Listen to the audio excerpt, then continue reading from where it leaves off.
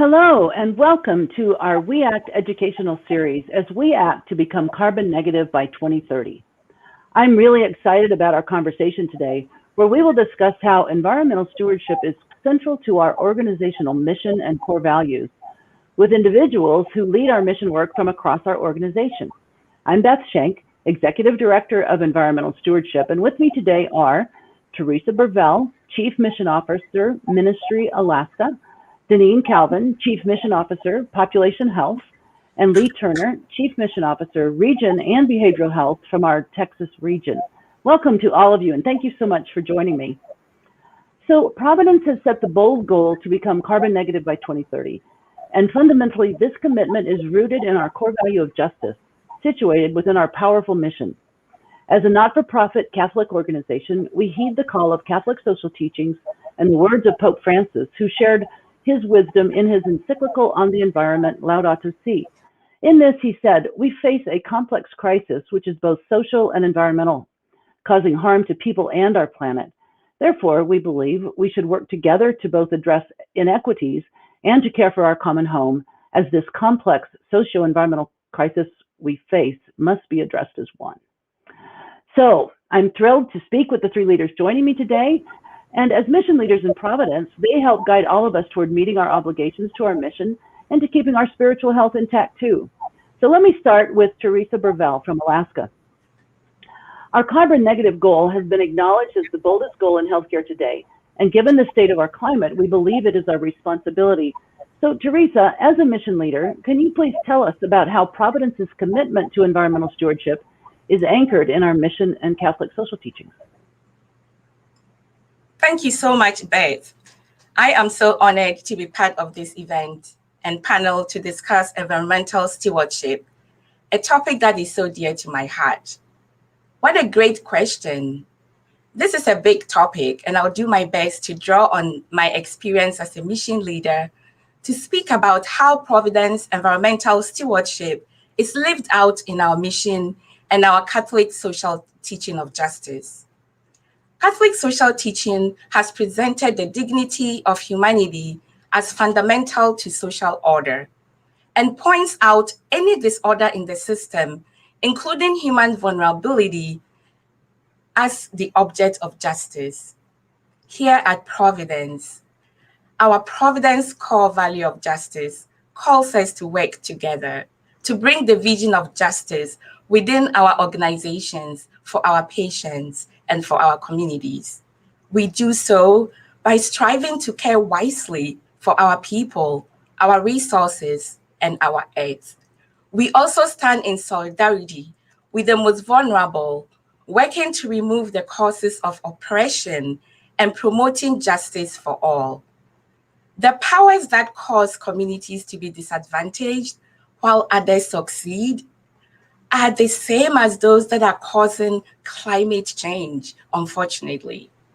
In Alaska, the legacy and the continued colonization of resources and lands, and the lack of representation of diverse people, including Alaska Native people, women, other people of color, often the people who are poor, are the ones left out in the decision-making at every level. This trickles down to allocation of healthcare dollars, which has led to an inequitable and expensive system, where some people get excellent care and others have little or no access to care. The same decision makers oversee and are the ones addressing climate change.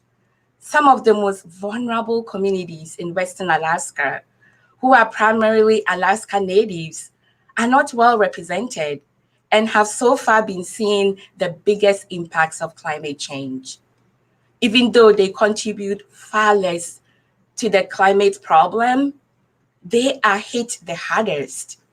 It is the poor who suffer climate-related health threats with limited availability to healthcare, including asthma and respiratory diseases, from air pollution, cardiovascular diseases and stroke, from heat, stress, and airborne particles, mental health and well-being, stress-related disorders, due to geographic displacement, loss of property, and loss of loved ones, accidents, injuries, and temperature-related mortality, and many other conditions.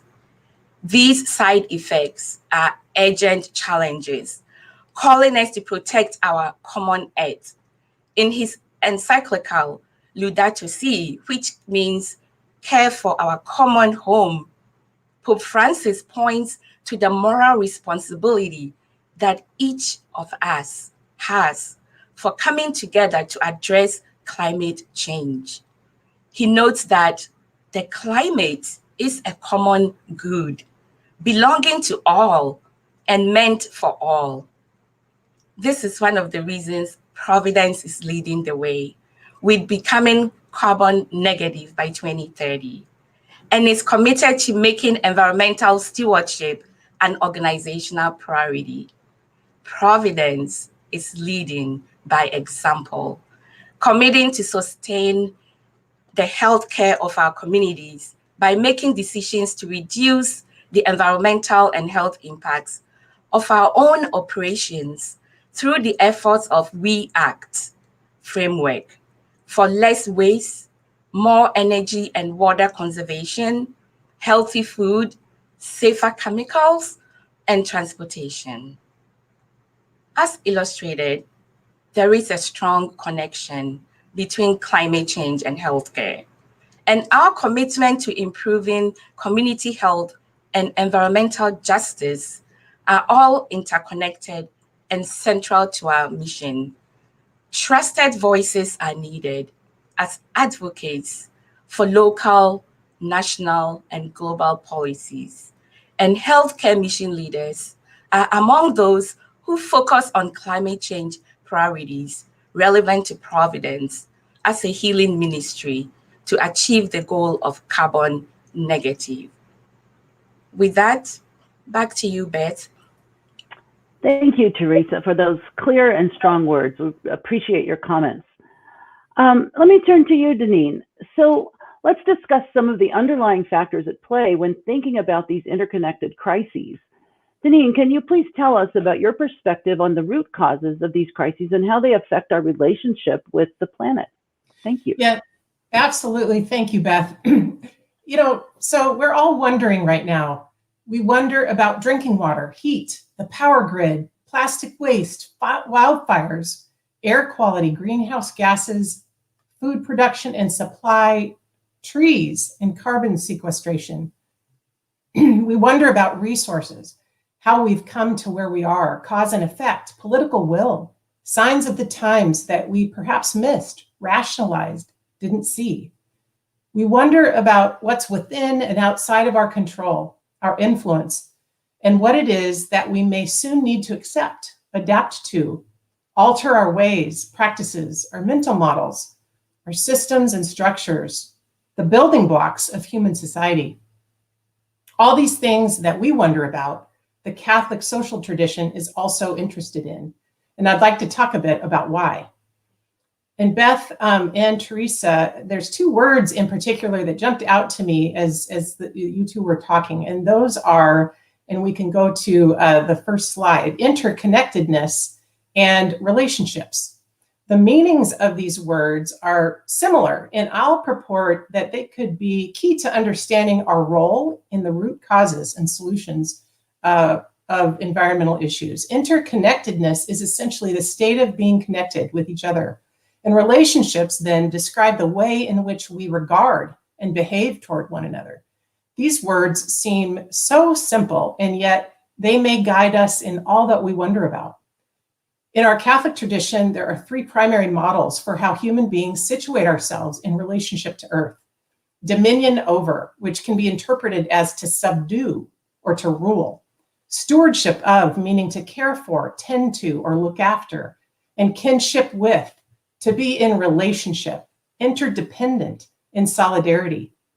Kinship is echoed through the wisdom of our indigenous ancestors.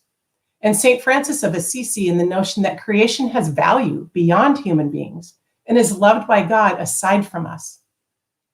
Our choices in regards to one another and our environment can either join us in community or separate us preventing us from personal, caring relationship. Human beings are social creatures. The path to our wholeness and health is through relationship, connectedness, inclusion, and belonging. And as we look at this next slide, I'll say that given we've established that environmental stewardship and justice are anchored in the healing mission of Catholic healthcare, I want to share that we use a See, Judge, Act model of analysis and action shown on this slide within the anatomy of a tree. First, we look to the roots to see what's really happening and where should we focus our attention. We work to understand, to notice, pay attention, be close to, present, to study and measure. We ask questions. What historical factors led to what's happening? Is what's happening beneficial for life on Earth? If not, would it be happening anyway without the impact of human activities? We consider credible and vetted resources and experts, the trusted literature. Then we move to the trunk. We judge the situation and what we've learned so far in light of our Catholic and other wisdom traditions. We're guided by an integrated process of analysis, environmental, socio-political, economic, and cultural factors. Why is this happening? We look more closely and carefully into the root causes to discern implications, what's at stake, and how do we feel about it? How will the natural environment, including us, be affected? Who is most affected now, and how is health equity coming into play? What's stirring in us? What are we wrestling with? Are any of our values coming into conflict? And finally, we move to the branches. We act. Our action is a strategic response. We plan and carry out activities to address immediate needs and transform the situation. We use the information gathered in the earlier stages. We frame our plans within the two critical aspects of social justice. First, what do people most affected want and need?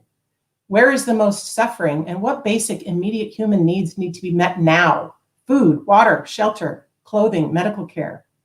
What are other groups doing, and how can we partner? We triage, plan, and begin. We don't wait. In parallel, we move to resolve the justice issues, the root or upstream causes, misguided, unfair policies, systems, and structures, for example, that have led us to this situation. In our tree analogy, our hope is that our actions bear fruit. And the fruit falls and nourishes people, animals, and the soil. Seeds produce new roots that will grow into more trees. We cultivate justice and healing through right action. With each strategic move, we ask ourselves, what impact are we having? How are we changed by our action? And in this final slide, I want to say that addressing the realities of climate change is a foundational element for realizing a future where the experience of health and well-being is accessible and affordable for all. There's no quick fix, of course, to addressing the vastness of evolving climate challenges, and we may likely be engaged in a lot of adapting. But with a unified belief in our collective ability to affect change, there's hope for a healthier and safer future for all of us. And I'll turn it back to you, Beth.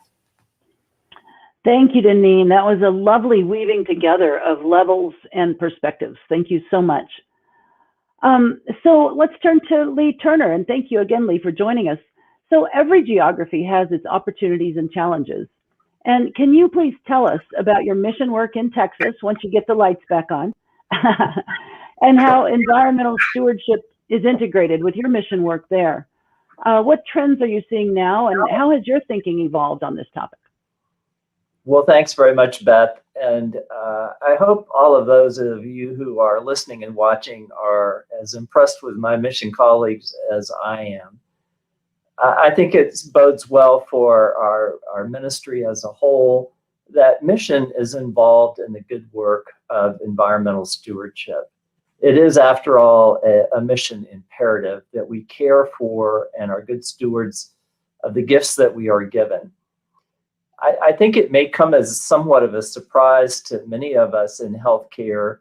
According to an article I read in Stat that's just a couple of days old, June 29th, our industry produces approximately 10% of all U.S. greenhouse gas emissions.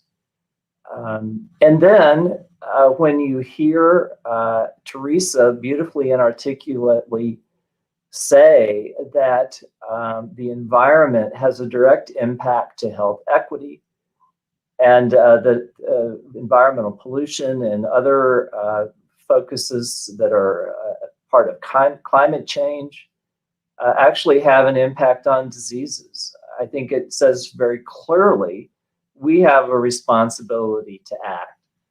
I love that we act statement, and I think its partner is we care. So to be able to act, we've got to care, and I think that is really the call to the people of Providence. I ran across a statement recently by a French philosopher, Jacques Rancière, who challenges people of goodwill. And by the way, that's all of us, people of Providence, are people of goodwill, to consider those who are diminished by poverty, who live in polluted environments and face other environmental equities. And so again, I want to echo my colleague Teresa, who said, the environment is a common good, and it's something we all have a responsibility to cherish and to care for. When I talk about the environment in my home state of Texas, sometimes people say, oh, you must be talking about the wind that blows in from the west or the bright blue sky. And I say, yeah, that's it. It's all of those things, but it's a lot more. And I think really for conversations to be meaningful, people need to be able to embrace environmental stewardship with whatever their current base of understanding is. Sometimes when you mention climate change, that becomes very politically polarizing. And so I think starting with a base of where people are comfortable, and then pointing out the mission imperatives that we have and build from those strengths. One thing I'm very proud of as a citizen of the state of Texas is our investment in wind energy. And in West Texas, where water is scarce, that's particularly meaningful because with wind energy, water is not necessary to be used to produce electricity, as is often the case where natural gas or other fossil fuels use water to create steam and then create electricity. So there are a lot of things that we're doing that I don't think we necessarily realize as being a part of a good environmental stewardship. And I think we owe it to ourselves to point that out to our caregivers so that they have a better understanding. I think another opportunity for us in our region is really to focus on the strengths of our partnerships. We're very blessed to have Texas Tech University in our community. And two people that I enjoy working with are in the Climate Center. One, Dr. Catherine Hayhoe, as you may know, recently received the United Nations highest environmental award.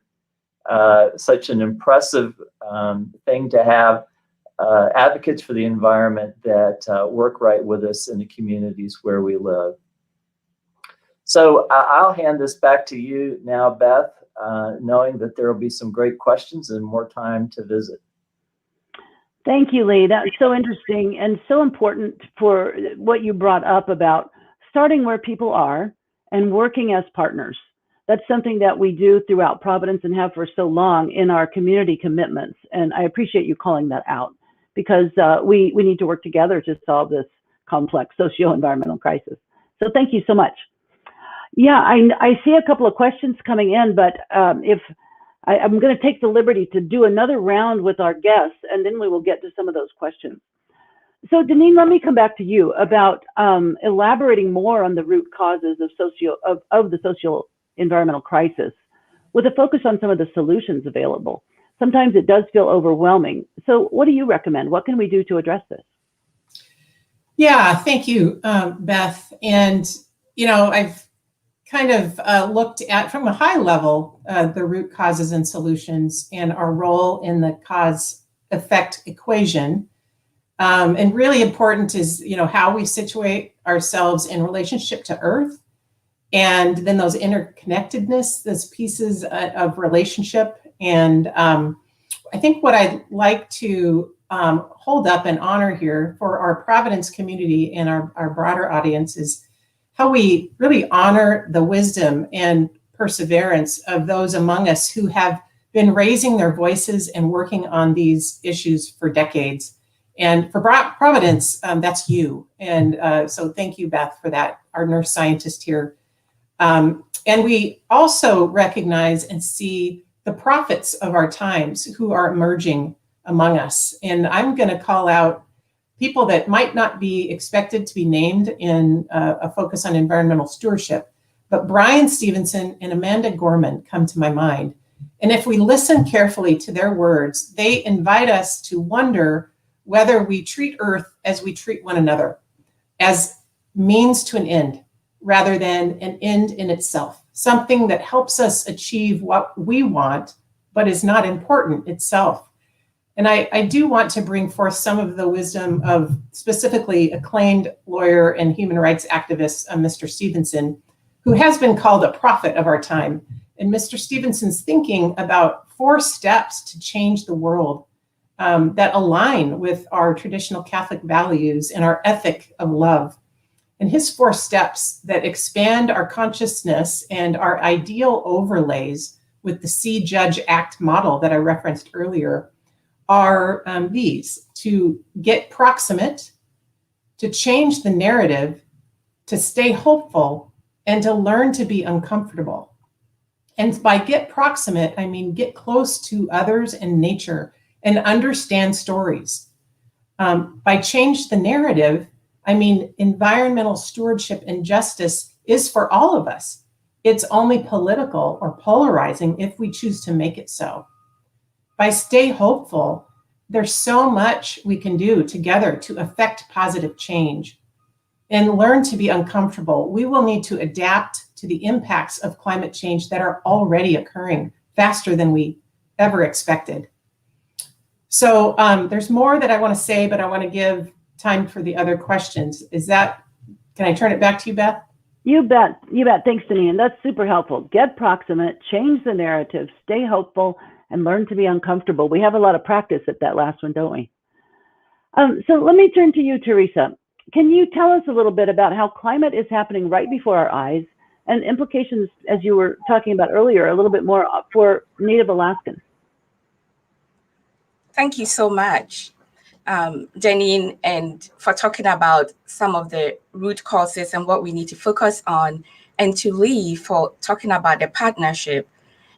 These are very important points because as I share about what's happening here in Alaska, you realize how much awareness we need to be creating.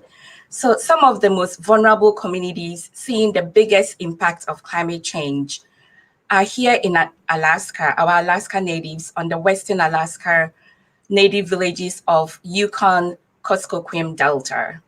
Here, the indigenous communities are undergoing social and environmental changes due to highly vulnerable climate impacts. The Delta, as you can see in the picture on the slide, is a vast, flat, marshy lowland supporting a diverse and abundant wildlife population with some of the largest center of indigenous people in Alaska. Actually, the region has over 56 tribes, and the 2 largest are the Cold Lake and the Shivak people, who have lived here for more than 10,000 years. These communities are in the most remote places in Alaska, and they depend upon their local species and the world around them for their livelihood.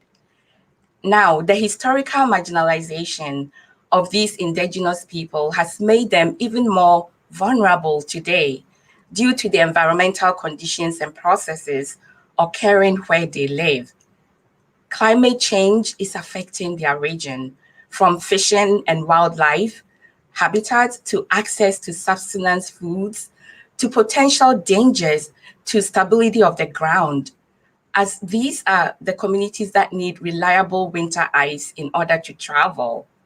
In fact, these changes are predicted to continue and intensify. Look at these examples here. Alaska has warmed up 2 times faster than the rest of the United States over the past 60 years. Sea ice is rapidly receding and the glaciers are shrinking. Rising ocean temperature is ordering marine fisheries. By 2050s, the average annual temperature is expected to increase by another 7 to 8 degrees Fahrenheit. The weather events are expected to be more extreme. The wet times are going to get wetter, and the dry times are going to be drier. Take a pause and look at what is happening at the Pacific Northwest, Seattle, and Portland, with the heat wave and the record-breaking summer temperatures over 100 degrees Fahrenheit. We are seeing permafrost thawing, which affects roads, infrastructure, and wildlife habitat here in Alaska.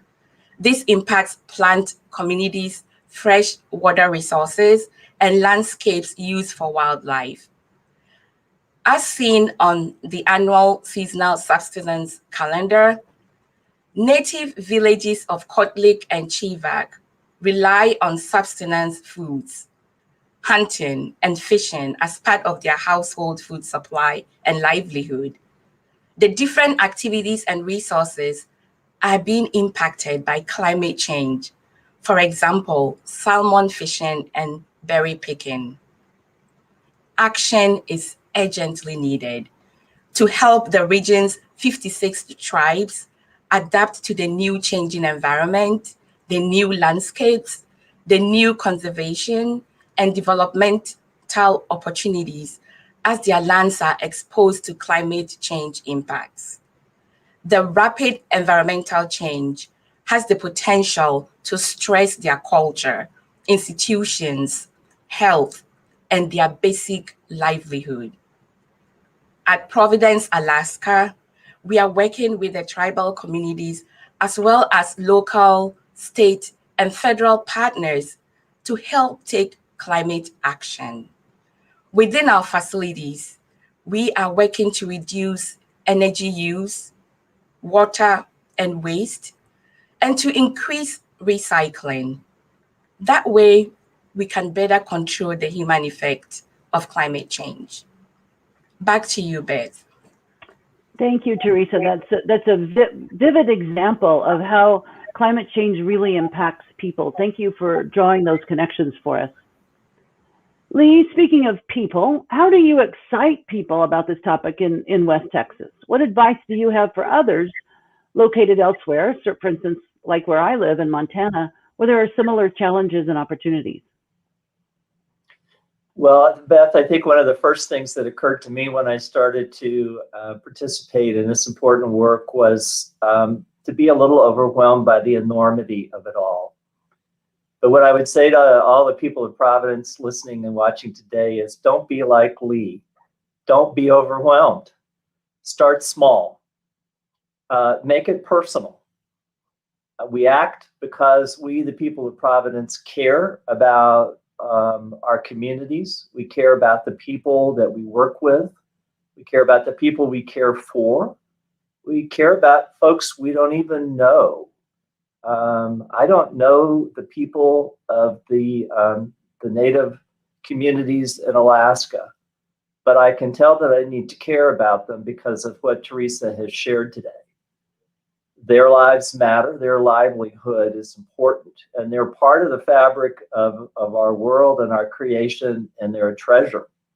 And when we start to look at people and events and things that are happening through that lens, I think it changes us.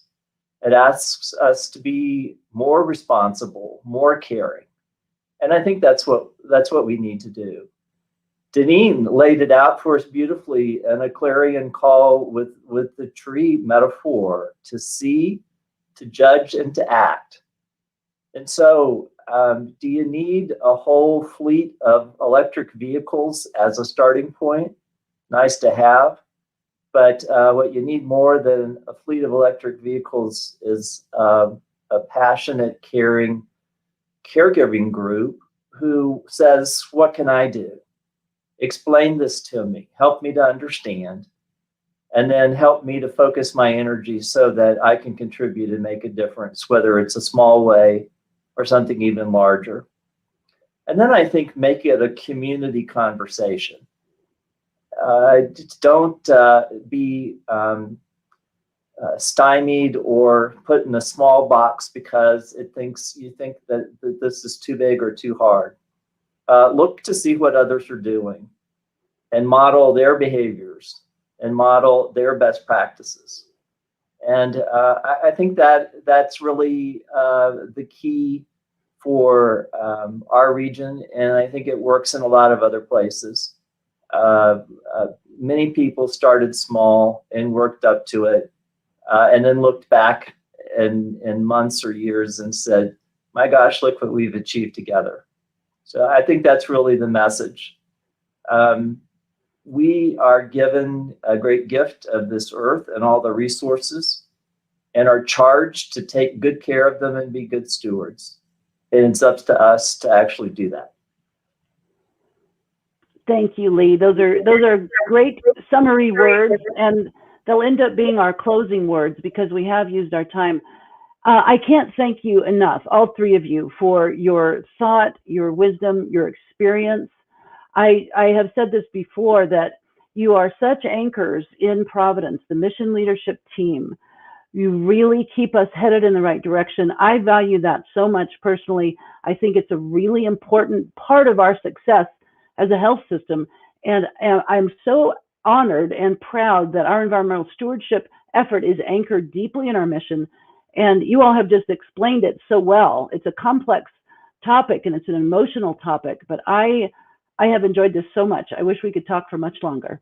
So thank you all. And to all of you who listen, thank you for tuning in. And please come back and join us for other sessions as we remain committed to our work to We Act to become carbon negative, and as we reach toward our vision of health for a better world. Thank you for joining us. Thank you, Beth.